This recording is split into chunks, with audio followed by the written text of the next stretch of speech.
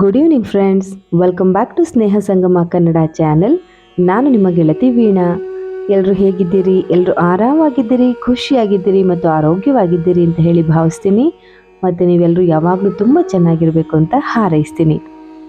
ವೀಣಾ ಜೊತೆ ಪಯಣಕ್ಕೆ ನೀವೆಲ್ಲ ಸಿದ್ಧವಾಗಿದ್ದೀರಲ್ವಾ? ಇವತ್ತೊಂದು ಬೆಟ್ಟಕ್ಕೆ ಹೋಗೋಣ. ಈ ಬೆಟ್ಟ ಜೈನರ ಪವಿತ್ರ ಕ್ಷೇತ್ರವಾಗಿದೆ. ಒನ್ ಡೇ ಟ್ರಿಪ್ ಮಾಡಬೇಕು ಅಂತ ಹೇಳಿದ್ರೆ ಇದಕ್ಕಿಂತ ಬೆಸ್ಟ್ ಆಪ್ಷನ್ ಮತ್ತೊಂದಿಲ್ಲ. ಟ್ರೆಕ್ಕಿಂಗ್ ಮಾಡಬೇಕು ಅನ್ನೋಂತಹ ಆಸಕ್ತಿ ಇರೋರಿಗೂ ಕೂಡ ಇದು ಅತ್ಯುತ್ತಮವಾದ ಸ್ಥಳ.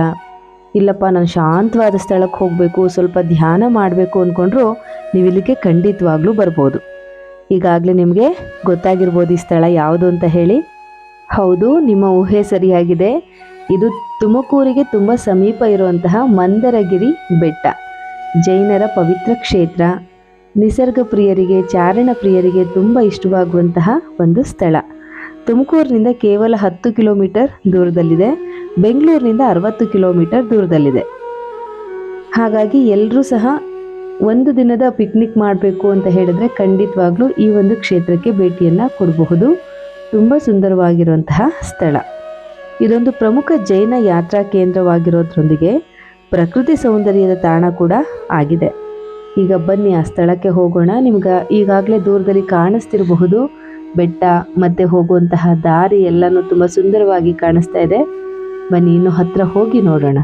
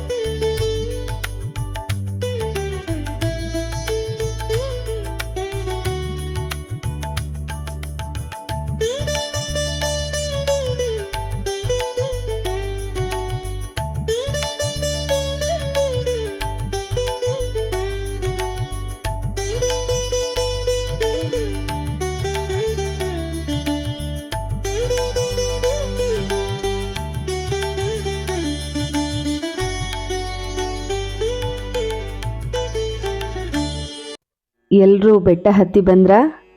ಇಲ್ಲಿವರೆಗೂ ನಾವು ಹತ್ತಿ ಬಂದದ್ದು 450 ಮೆಟ್ಟಿಲುಗಳನ್ನು. ಆದರೆ ಅಷ್ಟು ಹತ್ತಿ ಬಂದ್ವಿ ಅಂತಾನೆ ಅನ್ನಿಸ್ತಿಲ್ಲ ಅಲ್ವಾ? ಯಾಕೆ ಅಂತ ಹೇಳಿದ್ರೆ ಸುತ್ತಲ ನಿಸರ್ಗ ಸೌಂದರ್ಯ ಅಷ್ಟು ರಮಣೀಯವಾಗಿತ್ತು, ಮನೋಹರವಾಗಿತ್ತು. ಅದನ್ನು ನೋಡ್ತಾ ನೋಡ್ತಾ ಆ ತಂಗಾಳಿಯಲ್ಲಿ ಮೇಲೆ ಬಂದಿದ್ದೇ ಗೊತ್ತಾಗಲಿಲ್ಲ. ಆ ದೇವಾಲಯದ ಪಕ್ಕದಲ್ಲೇ ಚಪ್ಪಲನ್ನು ರಿಮೂವ್ ಮಾಡಿ ಇಡುವಂತಹ ಸ್ಥಳವಿದೆ. ಅಲ್ಲಿ ಹೋಗಿ ನಮ್ಮ ಚಪ್ಪಲ್ಗಳನ್ನು ಇಟ್ಟ ನಂತರ ಇಲ್ಲಿ ಬಂದು 10 ರೂಪಾಯಿ ಟಿಕೆಟನ್ನು ತೊಗೊಂಡ್ರೆ ನಮಗೆ ಒಳಗಡೆಗೆ ಪ್ರವೇಶಕ್ಕೆ ಅವಕಾಶವನ್ನು ಕೊಡ್ತಾರೆ. ತುಂಬ ಸುಂದರವಾದಂತಹ ಜೈನ ಬಸದಿಗಳನ್ನು, ತೀರ್ಥಂಕರರ ದೇವಾಲಯಗಳನ್ನು ಮತ್ತು ಭಗವಾನ್ ಮಹಾವೀರರ ಅವಸರಣದ ಒಂದು ಪ್ರತಿಮೆಯನ್ನು ನಾವಿಲ್ಲಿ ಕಾಣಬಹುದು. ಅಲ್ಲಿ ನಿಮಗೆ ಹಿಂದೆ ಮರ ಕಾಣಿಸ್ತಿದೆಯಲ್ವಾ, ಅದು ನೈಜವಾದ ಮರ ಅಲ್ಲ, ಒಂದು ಆರ್ಟಿಫಿಷಿಯಲ್ ಮರವನ್ನು ಮಾಡಿ ಅದರ ಕೆಳಗಡೆ ಮಹಾವೀರರು ಕುಳಿತುಕೊಂಡು ಜನರಿಗೆ ಉಪದೇಶವನ್ನು ಕೊಡ್ತಾ ಇರುವಂತಹ ಒಂದು ದೃಶ್ಯವನ್ನು ಕಲ್ಪಿಸಿ ಆ ಒಂದು ನಿರ್ಮಾಣ ಮಾಡಿದಾರಲ್ಲ, ಅದು ತುಂಬ ಸುಂದರವಾಗಿ ಕಾಣಿಸುತ್ತೆ. ನಿಜವಾಗ್ಲೂ ಅಲ್ಲಿ ಜನಗಳು ಕುಳಿತು ಕೇಳ್ತಿದ್ದಾರೇನೋ ಅನ್ನುವಂತಹ ಭಾವನೆ ಸಡನ್ನಾಗಿ ನೋಡಿದಾಗ ನಮಗೆ ಬರುತ್ತೆ. ಹೌದೇನೋ, ಇಲ್ಲಿ ಯಾವುದೋ ಸಭೆ ನಡೀತಿದೆಯೇನೋ, ಅವರೆಲ್ಲ ಕುಳಿತು ಕೇಳ್ತಿದ್ದಾರೇನೋ ಅಂತ ಹೇಳಿ ಅನಿಸುತ್ತೆ. ಆದರೆ ನಾವು ಸ್ವಲ್ಪ ಸೂಕ್ಷ್ಮವಾಗಿ ಗಮನಿಸಿದಾಗ ಗೊತ್ತಾಗುತ್ತೆ ಅವೆಲ್ಲ ಶಿಲ್ಪಕಲಾಕೃತಿಗಳು ಅಂತ ಹೇಳಿ. ತುಂಬ ನೈಜವಾದ ರೀತಿಯಲ್ಲಿ ಅವುಗಳನ್ನು ರಚನೆ ಮಾಡಿದ್ದಾರೆ. ತುಂಬ ಚೆನ್ನಾಗಿದೆ ಅಲ್ವಾ?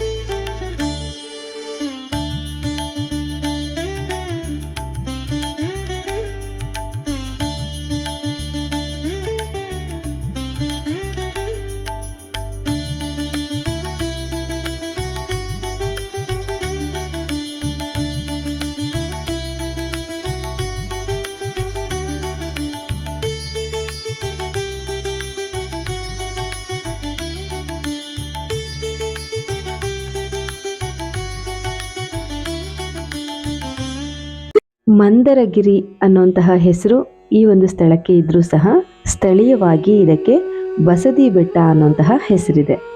ಬೆಟ್ಟದ ಮೇಲೆ ಚಂದ್ರಪ್ರಭಾ, ಪಾರ್ಶ್ವನಾಥ, ಸುಪಾರ್ಶ್ವನಾಥರ ಬಸದಿಗಳನ್ನು ನೋಡಬಹುದು. ತುಂಬ ಸುಂದರವಾದಂತಹ ಮೂರ್ತಿಗಳನ್ನು ಪ್ರತಿಷ್ಠಾಪಿಸಲಾಗಿದೆ.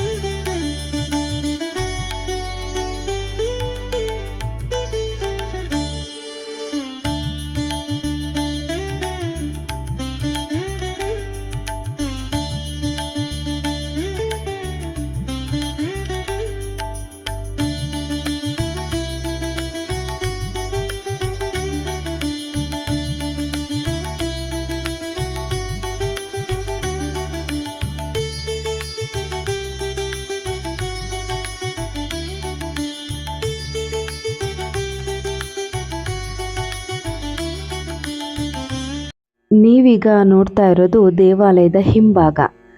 ನಾವು ಬೆಟ್ಟ ಹತ್ತೋದಕ್ಕೆ ಮೊದಲು ನೀವು ಗಮನಿಸಿದ್ರ ಅಲ್ಲಿ ನಮ್ಮ ಬಲಕ್ಕೆ ಒಂದು ಆರ್ಚ್ ಕಾಣಿಸ್ತಿತ್ತಲ್ವ, ಆ ಆರ್ಚಿಂದ ರಸ್ತೆ ಮಾರ್ಗ ಇದೆ ಬೆಟ್ಟದ ಮೇಲಕ್ಕೆ ಬರೋದಕ್ಕೆ. ನಿಮಗೆಲ್ಲ ವೆಹಿಕಲ್ ಕಾಣಿಸ್ತಿರ್ಬೋದು. ಆ ದಾರಿನಲ್ಲಿ ನೀವು ಯಾವ ವಾಹನದಲ್ಲಿ ಬಂದಿರ್ತೀರೋ ಆ ವಾಹನದ ಮೂಲಕ ಬೆಟ್ಟದ ಮೇಲಕ್ಕೆ ಬಂದು ತಲುಪಬಹುದು. ಮತ್ತು ನೀವೀಗ ನೋಡ್ತಾ ಇರೋದು ಮೈದಾಳ ಕೆರೆ, ತುಂಬ ವಿಶಾಲವಾದಂತಹ ಕೆರೆ. ಈ ಬೆಟ್ಟದ ಮೇಲೆ ಮೈದಾಳ ಕೆರೆ ಇದೆ, ಅದರ ಜೊತೆಗೇ ಪದ್ಮಾವತಿ ಕೆರೆ ಕೂಡ ಇದೆ. ಇವೆರಡೂ ಕೂಡ ಬೆಟ್ಟದ ಮೇಲೆ ನಿಂತು ನೋಡೋದಕ್ಕೆ ತುಂಬ ಸುಂದರವಾಗಿದೆ. ಹಾಗಾಗಿ ನಿಸರ್ಗ ಪ್ರಿಯರು ಕೂಡ ಇಲ್ಲಿಗೆ ಬಂದು ಇಲ್ಲಿನ ಸೌಂದರ್ಯವನ್ನು ಕಣ್ತುಂಬಿಸ್ಕೊಳ್ಳೋದಕ್ಕೆ ತುಂಬ ಇಷ್ಟಪಡ್ತಾರೆ. ನಿಮಗೂ ಕೂಡ ಇಷ್ಟ ಆಯಿತು ಅಂತ ಹೇಳಿ ಭಾವಿಸ್ತೀನಿ.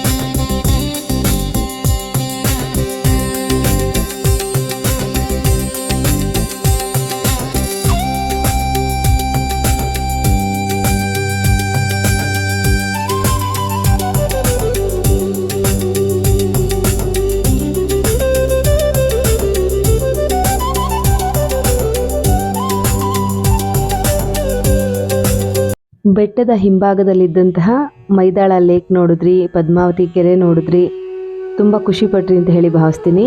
ನಾವು ಬೆಟ್ಟ ಹತ್ತಿ ಬಂದಿರೋದ್ರಿಂದ ಮತ್ತೆ ನಾವು ಅದೇ ಮಾರ್ಗವಾಗಿ ಇಳಿದು ಕೆಳಗಡೆ ಬಂದ್ವಿ. ನೋಡಿ, ಕೆಳಗಡೆ ಬಂದಾಗ ಇಲ್ಲಿ ಒಂದು ಎಂಟ್ರಿ ಇದೆ. ಪ್ರವೇಶ ದರ 20 ರೂಪಾಯಿಗಳು ಒಬ್ಬರಿಗೆ. ನಾವು ಟಿಕೆಟ್ ತಗೊಂಡು ಒಳಗಡೆ ಹೋದಾಗ ನಾವು ಅಲ್ಲಿ ಇನ್ನೂ 2 ವಿಶೇಷಗಳನ್ನು ನೋಡೋದಕ್ಕೆ ಸಿಗುತ್ತೆ. ಬನ್ನಿ ನೋಡೋಣ. ಸಾಮಾನ್ಯವಾಗಿ ಎಲ್ಲ ಜೈನ ಕ್ಷೇತ್ರಗಳಲ್ಲೂ ಬಾಹುಬಲಿಯ ಪ್ರತಿಮೆಯನ್ನು ಪ್ರತಿಷ್ಠಾಪನೆ ಮಾಡಿರ್ತಾರೆ. ಇಲ್ಲೂ ಸಹ ನಾವು 30 ಅಡಿ ಎತ್ತರದ ಬಾಹುಬಲಿಯ ಬೃಹತ್ ಪ್ರತಿಮೆಯನ್ನು ನೋಡಬಹುದು. ತುಂಬ ಸುಂದರವಾದಂತಹ ಮಾನಸ್ತಂಭ ಮತ್ತು ಅದರ ಎದುರಿಗೆ 30 ಅಡಿ ಎತ್ತರದ ಬಾಹುಬಲಿಯ ಪ್ರತಿಮೆಯನ್ನು ನಾವು ಕಾಣೋದಕ್ಕೆ ಸಿಗುತ್ತೆ. ಸುತ್ತಲೂ ಕೂಡ ಪಾರ್ಕ್ ಮಾಡಿದ್ದಾರೆ. ಹಸಿರಿನಿಂದ ಕೂಡಿದಂತಹ ಆ ಒಂದು ಪರಿಸರದಲ್ಲಿ ಮಧ್ಯದಲ್ಲಿ ಬಾಹುಬಲಿಯನ್ನು ನೋಡೋದೇ ಒಂದು ಚೆಂದ.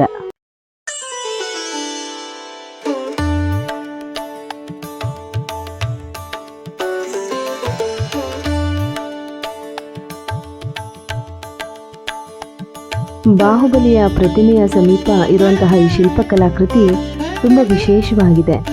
ಜೈನ ಯತಿಗಳ ಸಾನ್ನಿಧ್ಯದಲ್ಲಿ ಹಸು ಮತ್ತು ಹುಲಿ ಸಹ ತಮ್ಮ ಒಂದು ನೈಜವಾದಂತಹ ವೈಷಮ್ಯವನ್ನು ಬಿಟ್ಟು ಹಸುವಿನ ಕರುವಿಗೆ ಹುಲಿ ಹಾಲನ್ನು ಕೊಡ್ತಾ ಇದೆ, ಹುಲಿಯ ಕರುವಿಗೆ ಹಸು ಹಾಲನ್ನು ಕುಡಿಸ್ತಾ ಇದೆ.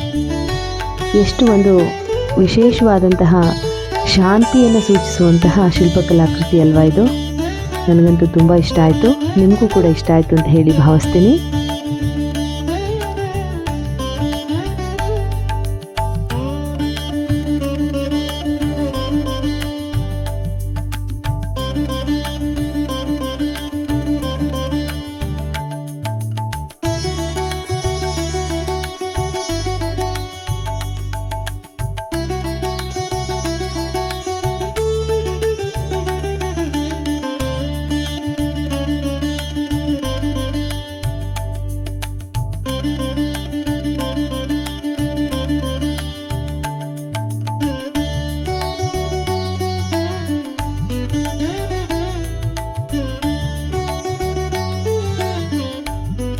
ಜ್ವಾಲಾಮಾಲಿನಿ ಅಮ್ಮನವರ ದರ್ಶನವನ್ನು ಮಾಡಿ, ಜ್ವಾಲಾಮಾಲಿನಿ ಅಮ್ಮನವರ ದರ್ಶನವನ್ನು ಮಾಡಿ ನಾವು ಮುಂದೆ ಹೋಗೋಣ. ಮುಂದೆ ಹೋದರೆ ಒಂದು ವಿಶೇಷವಾದಂತಹ ದೇವಾಲಯವನ್ನು ನಾವು ನೋಡ್ತೀವಿ. ಅದೇ ಪಿಂಜಿ ದೇವಾಲಯ. ಪಿಂಜಿ ದೇವಾಲಯ ಅಂದರೆ ಏನು ಅಂತ ಹೇಳಿದ್ರೆ, ನವಿಲುಗರಿಗಳಿಂದ ಮಾಡಲ್ಪಟ್ಟಿರೋ ರೀತಿಯಲ್ಲಿ ಕಾಣುವಂತಹ ದೇವಾಲಯ. ಇದರ ಎತ್ತರ 81 ಅಡಿಗಳಷ್ಟಿದೆ. ಕಾಣಿಸ್ತಾ ಇಲ್ವಾ? ಒಂದು ನಿಮಿಷ ತಡೀರಿ, ಹಾಗೆ ಮುಂದೆ ಹೋಗೋಣ. ನೋಡಿ ಎಷ್ಟು ಚೆನ್ನಾಗಿದೆ ಉದ್ಯಾನವನ, ಎಷ್ಟು ಚೆನ್ನಾಗಿ ಮೇಂಟೈನ್ ಮಾಡಿದ್ದಾರೆ, ಸ್ವಚ್ಛತೆಯಿಂದ ಕೂಡಿದೆ. ಈ ಉದ್ಯಾನವನದ ಮುಂದೆ ಹೋಗ್ತಾ ಹೋಗ್ತಾನೆ ನಮಗೆ ಪಿಂಜಿ ದೇವಾಲಯ ಕಾಣಿಸುತ್ತೆ. ಈ ಒಂದು ಮಂದರಗಿರಿ ದೇವಾಲಯಗಳ ಕಾಂಪ್ಲೆಕ್ಸ್ನಲ್ಲಿ ತುಂಬ ವಿಶೇಷವಾದಂತಹ ಮತ್ತು ತುಂಬ ಟೂರಿಸ್ಟ್ ಅಟ್ರಾಕ್ಷನ್ ಆಗಿರುವಂತಹ ದೇವಸ್ಥಾನ ಈ ಪಿಂಜಿ ದೇವಾಲಯ. ಕಾಣಿಸ್ತಾ? ಹಾಂ, ನೋಡಿ, ನವಿಲುಗರಿಗಳಿಂದ ಮಾಡಲ್ಪಟ್ಟಿರುವಂತಹ ಕಾಣುವಂತಹ ದೇವಾಲಯ. ಇದು 81 ಅಡಿ ಎತ್ತರದಲ್ಲಿದೆ. ಇದು ಜೈನ ಆಚಾರ್ಯರಾದಂತಹ ಶಾಂತಿ ಸಾಗರ್ರಿಗೆ ಸಮರ್ಪಿತವಾಗಿದೆ. ದೇವಾಲಯದ ಒಳಭಾಗದಲ್ಲಿ ತೀರ್ಥಂಕರರ ಜೀವನ ಚಿತ್ರಗಳನ್ನು ಕಾಣಬಹುದು. ಮಧ್ಯದಲ್ಲಿ ತೀರ್ಥಂಕರರ ದೊಡ್ಡ ಪ್ರತಿಮೆ ಸಹ ಇದೆ. ಇಲ್ಲಿ ಶಾಂತವಾಗಿ ಕುಳಿತು ಧ್ಯಾನಸ್ಥರಾಗೋದಕ್ಕೆ ಅವಕಾಶ ಕಲ್ಪಿಸಲಾಗಿದೆ.